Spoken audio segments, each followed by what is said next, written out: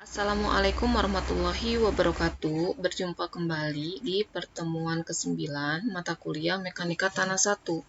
Materi yang akan disampaikan pada pertemuan hari ini yaitu tentang tegangan total dan tegangan efektif pada tanah. Oke, bila tanah mengalami tekanan akibat pembebanan seperti beban pondasi, maka angka pori tanah akan berkurang. Tekanan akibat beban pondasi juga dapat mengakibatkan perubahan-perubahan sifat mekanis tanah yang lain seperti menambah tahanan geser tanah. Jika tanah berada di dalam air, tanah dipengaruhi oleh gaya angkat ke atas atau uplift akibat tekanan air hidrostatis. Berat tanah yang terendam dalam air disebut juga dengan berat tanah efektif. Sedangkan tegangan yang terjadi akibat berat tanah efektif ini di dalam tanah disebut tegangan efektif. Tegangan efektif merupakan tegangan yang mempengaruhi kuat geser dan perubahan volume atau penurunan tanahnya. Menurut Terzaghi tahun 1923, memberikan prinsip tegangan efektif yang bekerja pada segumpal tanah.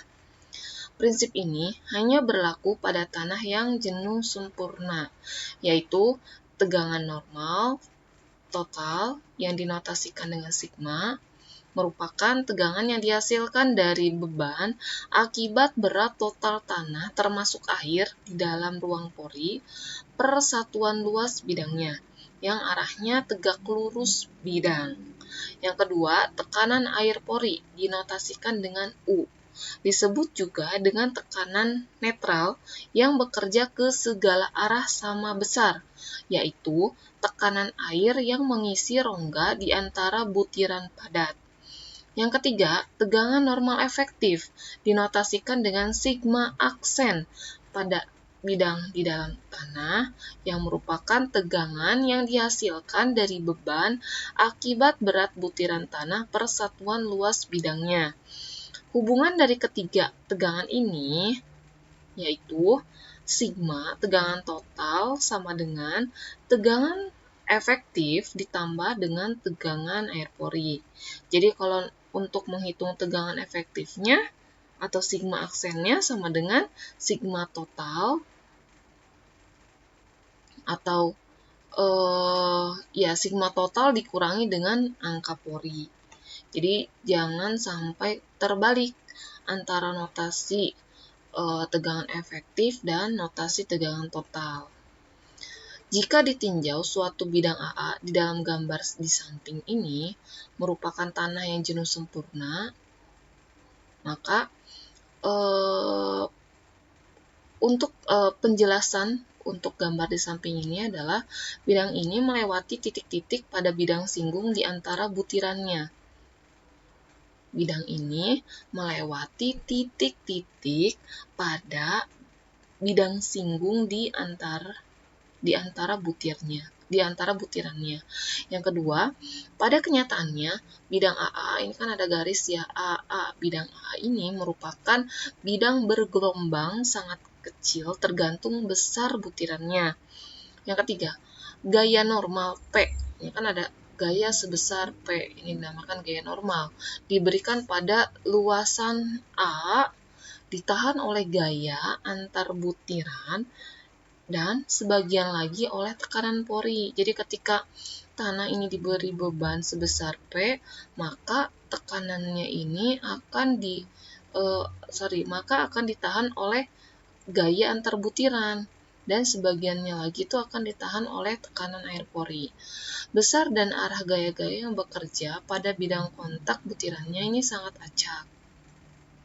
Tetapi secara pendekatan untuk setiap titik di bidang singgung pada bidang AA, gaya-gaya tersebut dapat dipisahkan menurut komponen arah normal P aksen dan arah normal T pada arah dari bidang nyata yang secara pendekatan sama dengan bidang AA. Untuk tegangan normal efektif atau tegangan vertikal efektif diartikan sebagai jumlah komponen P aksen di dalam luasan A. Ada berapa jumlahnya? Berarti kan sigma total atau keseluruhan dari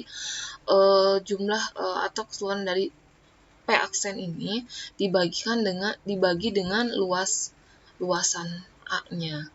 Sementara untuk tegangan normal totalnya adalah sigma sama dengan P dibagi dengan A.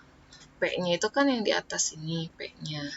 Dibagi dengan luasannya A. Ini untuk tegangan normal total. Jika titik singgung dianggap terletak di antara butirannya, tekanan air pori akan bekerja pada bidang di seluruh luasan A, sehingga persamaan kesetimbangan dalam arah normal bidang A adalah P sama dengan sigma P aksen ditambah U dikalikan dengan luasannya. Atau perbandingannya P per A sama dengan sigma P aksen per A ditambah U atau tekanan air pori. Persamaan P per A sama dengan sigma P aksen per A ditambah U dapat ditulis menjadi sigma sama dengan sigma aksen ditambah U atau sigma aksen sama dengan sigma dikurangi dengan U. Untuk meninjau tegangan efektif akibat berat tanah yang ada di atasnya, ditinjau suatu massa tanah yang berada dalam bidang horizontal dan dengan muka air tanah pada permukaan tanah tersebut. Tegangan vertikal total dinotasikan dengan sigma V, yaitu tegangan normal pada bidang horizontal pada kedalaman Z sama dengan berat seluruh material, baik butiran padat plus air, per satuan luas pada kedalamannya. Sehingga rumus untuk tegangan vertikal total atau sigma V sama dengan gamma sat dikalikan dengan Z. Dengan gamma sat ini adalah merupakan notasi dari berat volume atau unit weight tanah jenuh. Sedangkan Z adalah kedalamannya. Berarti jadi karena di sini ada muka air tanah, sehingga lapisan tanah ini disebut sebagai tanah jenuh dengan kedalaman sebesar Z. Seperti ini, kedalaman dari muka air tanah sampai titik yang ditinjau, titik P ini, garis putus-putus ini.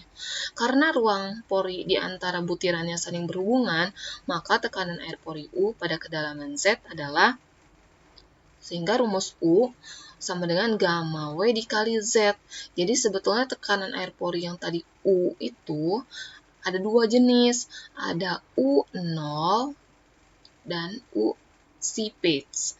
Karena ini muka air tanahnya sejajar garisnya, tidak ada perbedaan kedalaman, sehingga yang digunakan adalah U0 atau U hidrostatis, di mana untuk rumus untuk U hidrostatis itu sama dengan gamma W berat volume tanah sebesar 10 atau 9,81 dikalikan dengan Z, kedalaman si muka air tanahnya ini berapa si Z ini. Tegangan vertikal efektif sigma V aksen pada kedalaman Z adalah tadi kan di slide sebelumnya tadi rumus untuk tegangan total ya, tegangan vertikal total ini untuk tegangan vertikal efektif. Rumusnya adalah sigma V dikurangi dengan U. Sigma V itu kan tadi tegangan total. V karena kan vertikal ya, jadi tegangan vertikal efektif atau tegangan vertikal total sama dengan gamma sat berat volume tanah jenuh dikalikan Z kedalamannya dikurangi gamma W dikalikan dengan Z. Ini harus dikurangi dengan gamma W. Karena kan yang diketahui tadi di dalam gambar, dia tanahnya adalah tanah jenuh, sehingga harus dikurangi dengan gamma airnya. Sehingga tegangan vertikal efektif sama dengan berat volume tanah dikalikan dengan kedalamannya. Di mana notasi sigma aksen ini adalah berat volume atau unit weight tanah efektif atau berat volume tanah terendam. Tegangan efektif pada tanah tak jenuh. Bila tanah tidak jenuh sempurna, maka rongga-rongga tanah akan terisi oleh air dan udara, seperti terlihat pada gambar di samping. Tekanan air pori yang dinotasikan dengan UW harus selalu lebih kecil daripada tegangan yang terjadi dalam udaranya atau UA. U itu kan tegangan air pori, W water, UA tegangan di udara. A itu adalah dari bahasa Inggris air ya, jadi notasinya adalah UA akibat tarikan permukaan. Karena tanah tidak jenuh, pori udara akan membentuk saluran yang sambung menyambung melalui ruang di antara butirannya, sedangkan air pori akan terkonsentrasi pada daerah sekitar kontak antar partikelnya. Menurut Bishop tahun 1955, memberikan persamaan hubungan tegangan total atau sigma dan tegangan efektif atau sigma aksen untuk tanah tak jenuh. Rumusnya adalah sigma sama dengan sigma aksen ditambah UA dikurangi dengan S dikalikan dengan UA dikurangi UW, di mana S adalah parameter yang ditentukan secara eksperimental yang mempunyai hubungan secara langsung dengan derajat kejenuhan tanahnya. W adalah tekanan air kan, UW, water, tekanan air dalam ruang pori. Berarti ini kan tekanan air pori. Dan UA adalah tekanan udara, air, tekanan udara dalam porinya. Untuk tanah jenuh, derajat kejenuhan atau S-nya itu sama dengan 1. Dan untuk tanah yang kering sempurna, itu S-nya sama dengan 0. Pengaruh gaya rembesan pada tegangan efektif. Jika air mengalir dengan gradien itu kan kemiringan hidrolis tertentu di dalam tanah, maka pengaruh perbedaan tinggi tekanan akan menimbulkan gaya pada butiran tanahnya. Arah gaya rembesan searah dengan alirannya.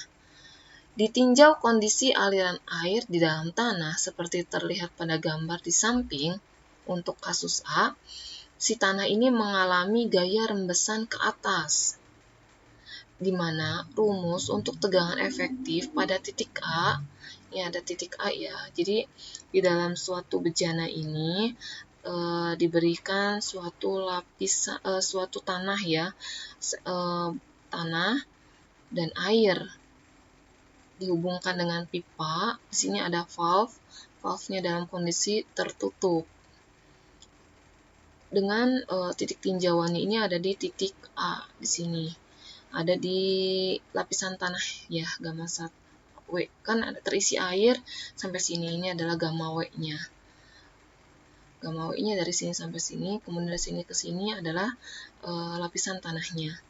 Sehingga rumus untuk tegangan efektif pada titik A ini adalah H1 dikali gamma W ditambah Z dikali gamma sat dikurangi Z dikali gamma W dikurangi H1 ditambah delta H dikali gamma W.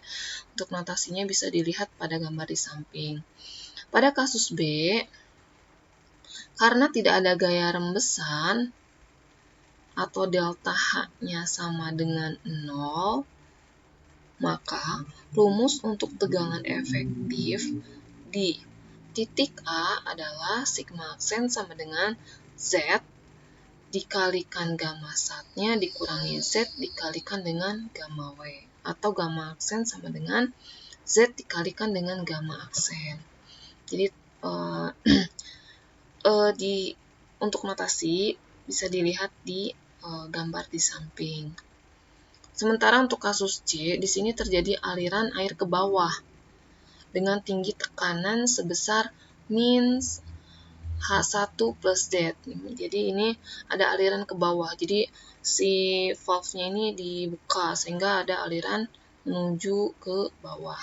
Sehingga tegangan efektif pada titik A rumusnya adalah gamma aksen sama dengan Z dikali gamma sat ditambah H1 dikali gamma W. Gamma sat, ingat, berat volume tanah jenuh. Gamma W, water, berat volume air. Gamma aksen adalah berat volume tanah terendam. Ini untuk contoh soal 1. Ada lapisan tanah lempung, tebalnya adalah 7 meter, dari sini ke sini 7 meter. Terletak di atas lapisan tanah pasir setebal 4 meter. Nah, di bawah tanah lempung ini terdapat tanah pasir setebal 4 meter, bisa dilihat di dalam gambar. Dalam lapisan pasir terdapat tekanan artesis setinggi 8 meter. terdapat tekanan artesisnya dari sini sampai sini sebesar 8 meter. Jika berat volume jenuh lempung atau gamasat sebesar 2 ton per meter kubik dan berat volume jenuh pasir gamasat sama dengan 1,85 ton per meter kubik. Hitung tegangan efektif di titik P dan hitung pula kedalaman galian maksimum pada tanah lempung sehingga terhindar dari bahaya tanah mengapung. Penyelesaiannya, yang pertama, menghitung tegangan efektif di titik P. Jadi dalam soal, di dalam gambar sudah diketahui titik tinjauannya itu adalah di titik P. Sehingga rumusnya adalah, lihat kembali di slide sebelumnya terkait dengan rumus tegangan efektif.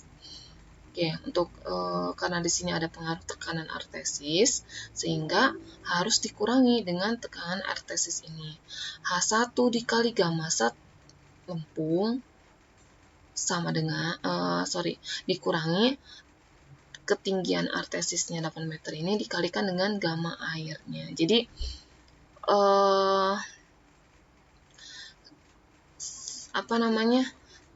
tekanan artesisnya ini di dalamnya itu diisi oleh air, sehingga ini dianggap sebagai tekanan air pori yang ada di dalam tanah. Sehingga untuk menghitung tegangan efektif di titik P ini harus dikurangi dengan tegangan artesisnya sedalam tegangan artesis ini ada di dalam soal kan diketahui sedalam 8 meter. Misalkan kedalaman galian sama dengan H. Jadi kondisinya ini digali ya, ada penggalian sebesar atau sedalam H.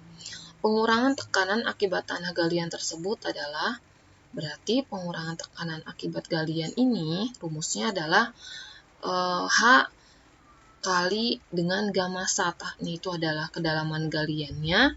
Gamasatnya ya berat volume tanah jenuhnya, lempung jenuhnya, sama dengan 2 dikalikan dengan H ton per meter persegi, karena kedalamannya di dalam soal belum diketahui. Sehingga di sini notasinya masih H. Tekanan tanah setebal 7 meter. 7 meter berarti rumusnya adalah H1 dikalikan dengan gamasat. H1 ini adalah kedalaman lempung jenuh yang lapisan tanah pertama 7 meter dikalikan dengan gamasatnya sama dengan 2 sebesar 14 ton per meter persegi.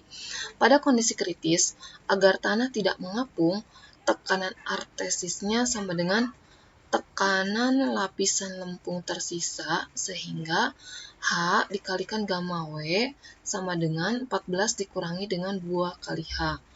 H-nya tadi yang sudah dikalikan ya antara H1 dikali gamasat dikalikan dengan gamma W berat volume air sama dengan 1.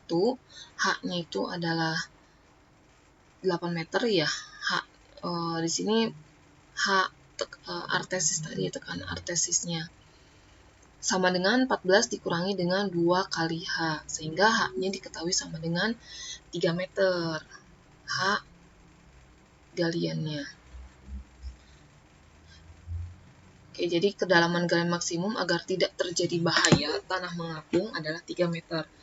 Atau dapat pula diselesaikan dengan cara 2. Rumus tegangan efektif tanah sama dengan sigma aksen P sama dengan 7 dikurangi dengan H dikali gamasat dikurangi dengan U.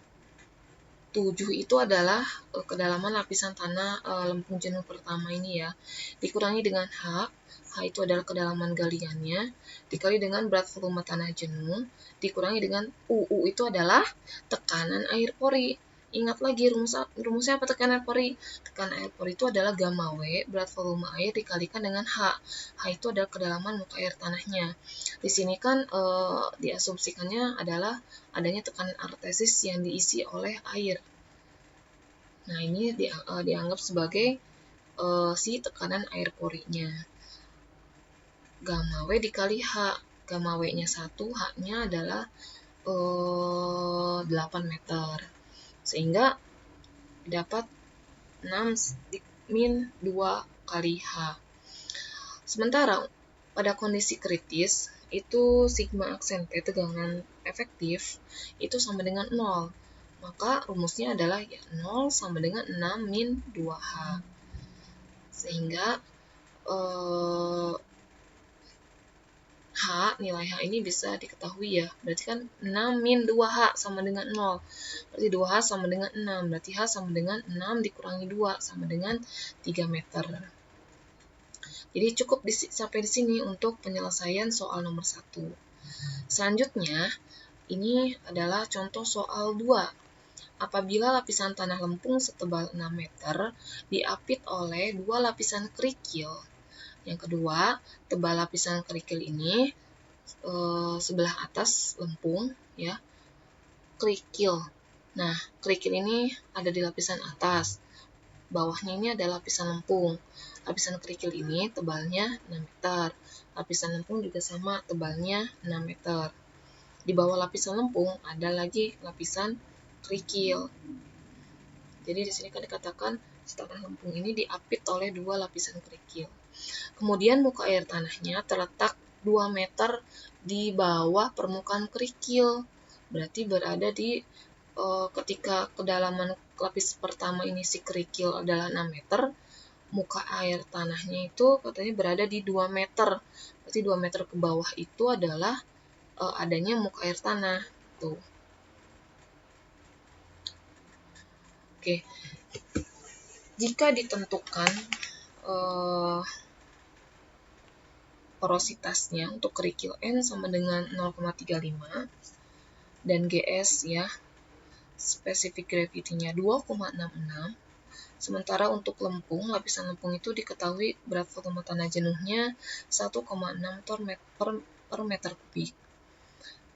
Pertanyaannya, tentukan tegangan efektif pada sisi atas dan bawah lapisan lempung, yaitu pada titik A dan titik B. Ya, ini kan ada titik tinjauannya ya. Jadi kalau untuk penyelesaian atau menghitung tegangan, itu pasti ada titik tinjauannya. Titik tinjauannya ini ada di lapisan apa yang ditinjaunya. Bila muka air tanah turun mendadak sebesar 3 meter dari muka air sebelumnya, hitung tegangan total dan tegangan efektif pada sisi atas dan bawah lapisan lempung untuk waktu jangka pendek dan jangka panjang.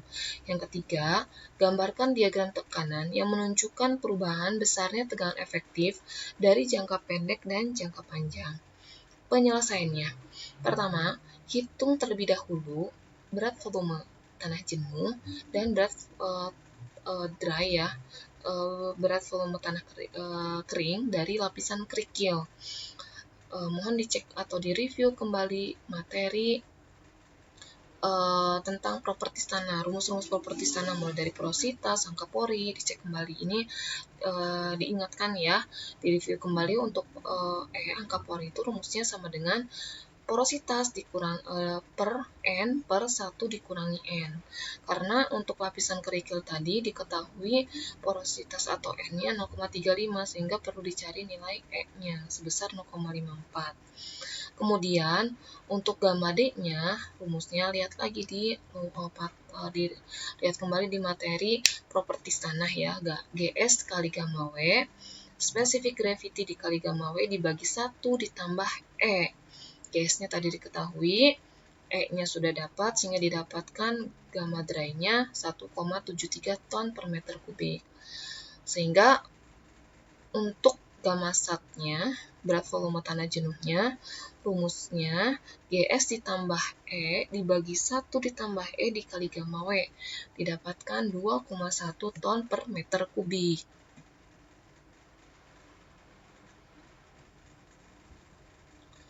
Oke. Selanjutnya, kita akan menyelesaikan pertanyaan yang poin A. Keadaan sebelum penurunan muka air tanah. Rumusnya adalah untuk sisi atas lapisan lempung, Jadi kan saya ulangi kembali, ini tanah ada lapisan kerikil, lapisan pertama kerikil, lapisan kedua lempung, lapisan ketiga kerikil. Tanah lempung ini diapit oleh dua lapisan kerikil atas dan bawah. Posisi untuk sisi atas lapisan lempung ini ada titik A, ini adalah titik yang ditinjau yang akan dihitung. Rumusnya adalah tegangan efektif tanah di titik A sama dengan H1 dikali dengan gamma D. Ditambah H1 dikurangi H1 dikalikan gamma sat kerikil dikurangi gamma W. Karena si titik A ini posisinya berada di antara tanah lempung dan tanah pasir. Dan ada air tanah juga ya, ada air di atas lapisan tanah lempung ini kan ada lapisan kerikil. Di dalam lapisan kerikil ini 2 meter ke bawah lapisan kerikil ini terdapat muka air tanah. Sehingga H1-nya sama dengan 2. Lihat di gambar untuk notasinya. Dikalikan gamma D-nya, gamma D kerikil tadi yang didapat ya 1,73 ditambah dengan 6 dikurangi 2. 6 itu kedalaman lapisan kerikil dikurangi dengan 2. 2 itu karena adanya muka air tanah. Oke. Kemudian dikalikan dengan gamma sat kerikil 2,1 ya, tadi dicari, dikurangi dengan gamma airnya sama dengan 1. Sehingga didapat tegangan efektif tanah di titik A sebelum penurunan muka air tanah didapat 7,86 ton per meter persegi. Selanjutnya, untuk sisi bawah lapisan lempung, ini di titik B, ini kan ada 2 titiknya. Posisinya ada di bawah lapisan lempung. Rumusnya adalah karena di lapisan atas sudah didapat tegangan efektif di titik A, maka tinggal dimasukkan sigma aksen A ditambah H2. H2 itu berarti posisinya di atas titik B ini ada si lapisan lempung. Berarti H2 ini adalah milik kedalaman tanah lempung. Dikalikan gamma sat lempung dikurangi dengan gamma W atau berat volume airnya. Sehingga didapat tegangan efektif tanah di titik B sebesar 11,46 ton per meter persegi. Selanjutnya, keadaan sesudah penurunan muka air tanah. Oke, untuk jangka waktu pendek atau kondisi tanpa drainase atau undrain istilahnya, ada drain, ada undrain. Kalau undrain itu tanpa terdrainase, artinya tanpa dialirkan. Kalau drain itu teralirkan. Dalam jangka waktu pendek, akibat adanya penurunan muka air tanah pada lapisan kerikil, terjadi tambahan beban oleh berat lapisan kerikil yang semula terendam air menjadi tidak terendam.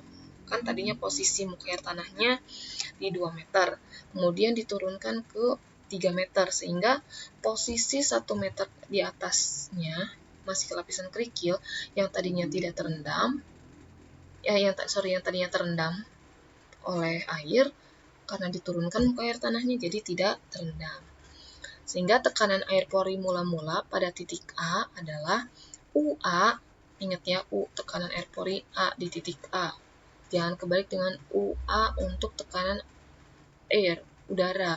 No, karena di sini kan kita sedang menghitung tekanan air. A-nya ini maksudnya adalah titik tinjaunya, yaitu titik A. Sama dengan ya tegangan air pori, kembali lagi, rumusnya adalah gamma W dikalikan dengan H. Ingat, rumus tegangan air pori hidrostatis ya, U dikalikan U sama dengan H gamma W kali H atau H kali gamma W. H-nya adalah ya H si kedalaman airnya. Kedalaman airnya kan ketika sudah diturunkan di 3 meter, berarti 3 meter ditambah dengan 1 meter ke titik A. Jadi 4 meter dikalikan dengan gamma W sama dengan 1, sehingga tekanan air pori mula-mula di titik A sebesar 4 ton per meter persegi. Kemudian tekanan air pori mula-mula pada titik B. Oke, untuk titik B sama UB. Tekanan air pori di titik B. Rumusnya gamma W kali H atau H kali gamma W. Kedalaman airnya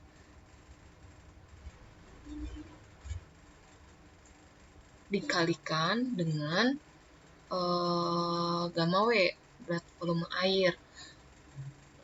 H-nya kan berarti tadi kan 4 ya, ke titik A itu 4, dari titik A ke titik B itu 6, berarti 4 tambah 6, 10, dikalikan berat volume airnya 1, sama dengan 10 ton per meter persegi.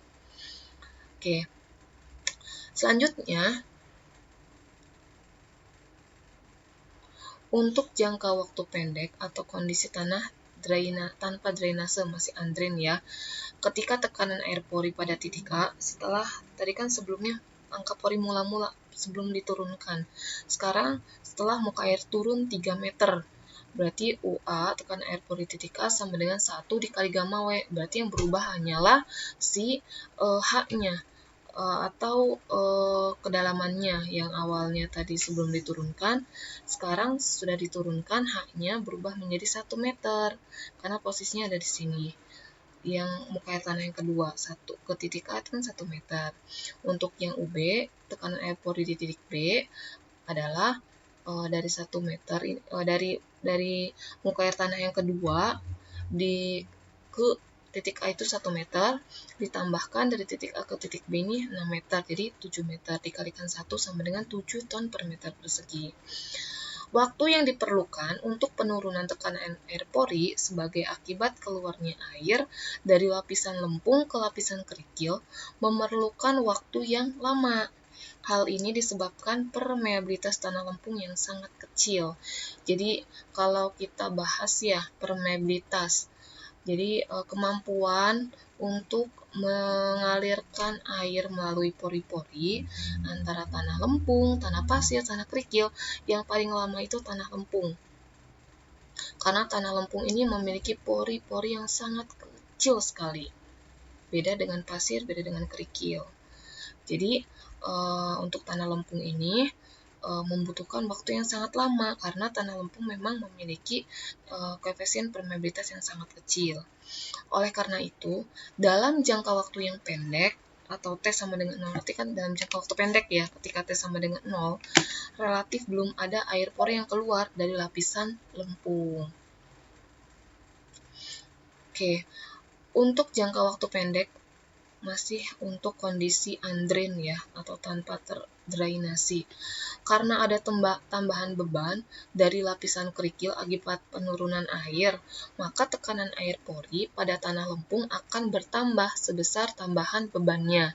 Sehingga pada jangka pendek, tekanan air pori pada tanah lempung akan bertambah sebesar A, tekanan air pori di titik A total sama dengan tekanan air pori di titik A ditambah dengan delta sigma aksen.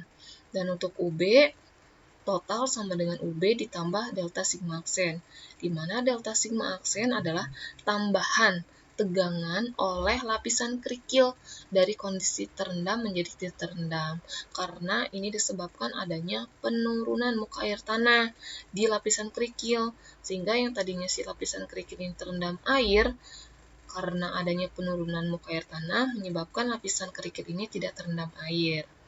Ini tambahan tegangannya dari sini.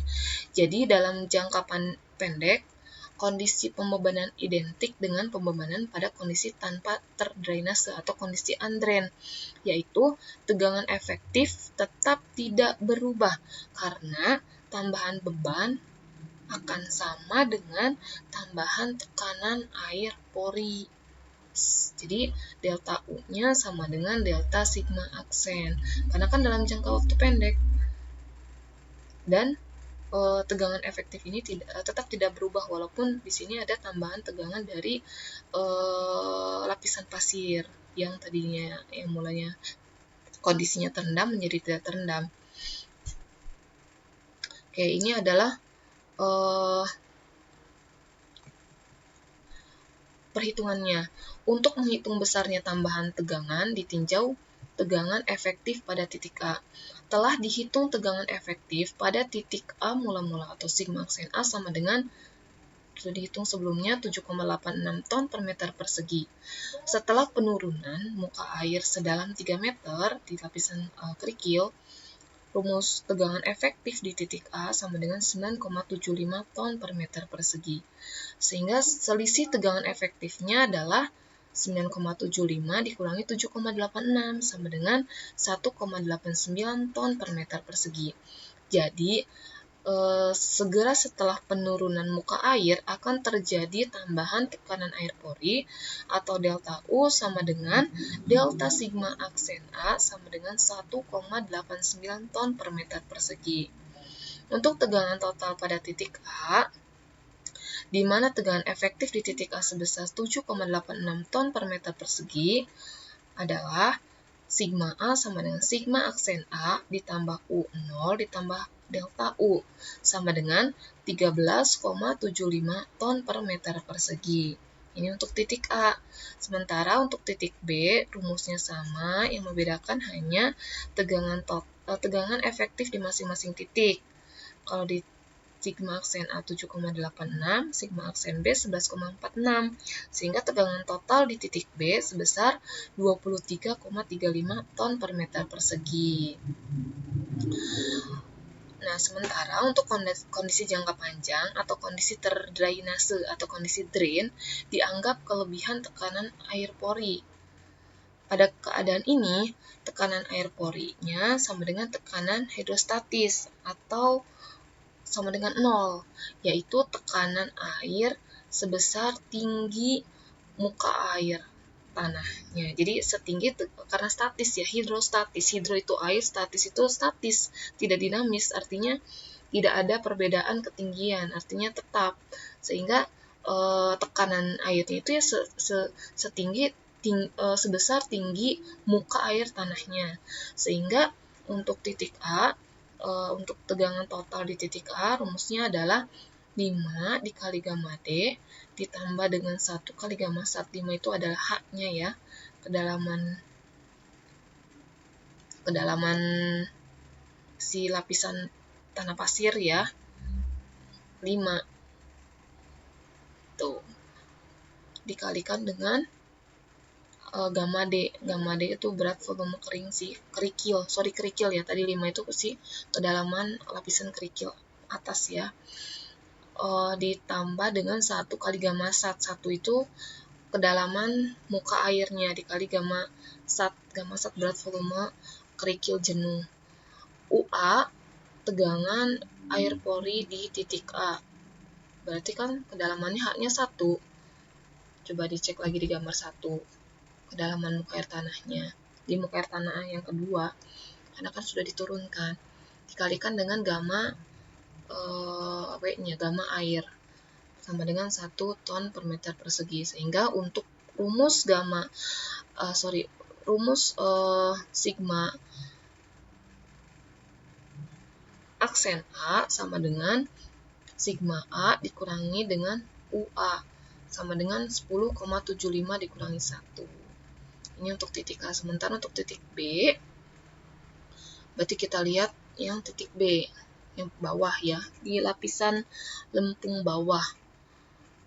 Lapisan lempung bawah, sigma A ditambah H2 dikali gamma sat sama dengan sigma A. Karena posisinya di atasnya sudah dihitung ya, jadi tinggal dimasukkan saja hasil hitungan yang sigma tegangan total di titik A 10,75 ditambah 6. 6 ini adalah kedalaman lapisan tanah lempungnya.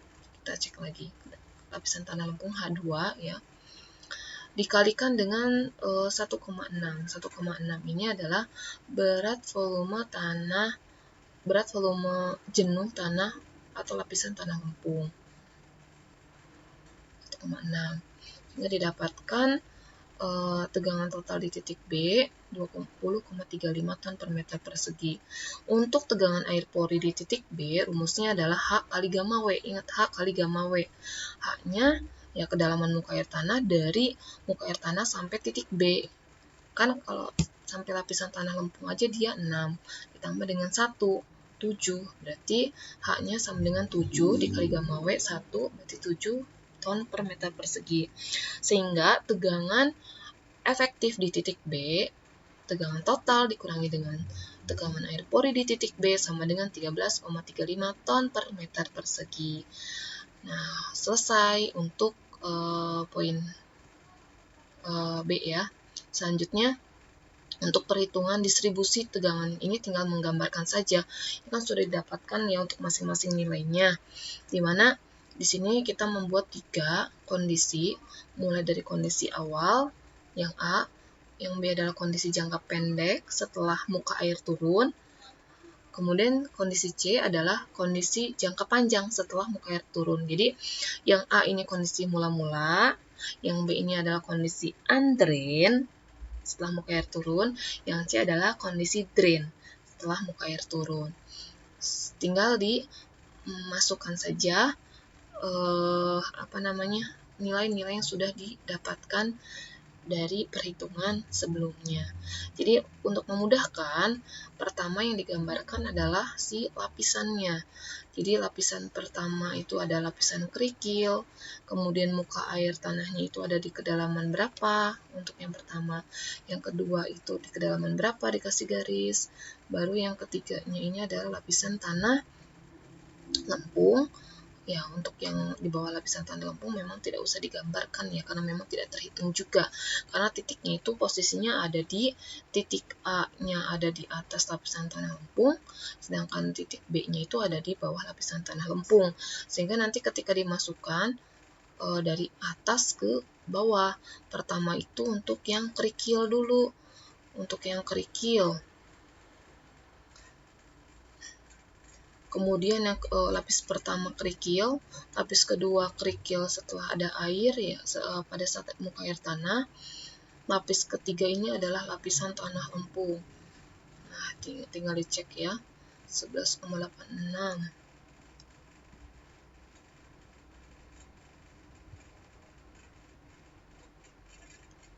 Nah, ini sebelum penurunan muka air ya.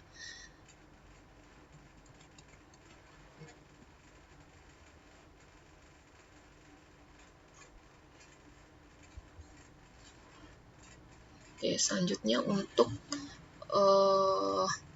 kondisi jangka pendek juga sama, disesuaikan dengan masing-masing lapisannya.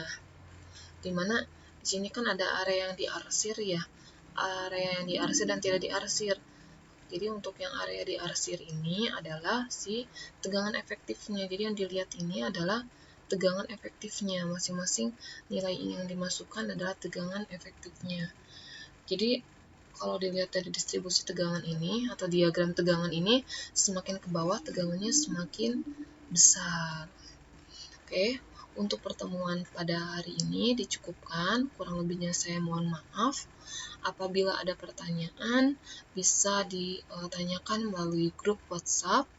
Saya ucapkan terima kasih. Assalamualaikum warahmatullahi wabarakatuh.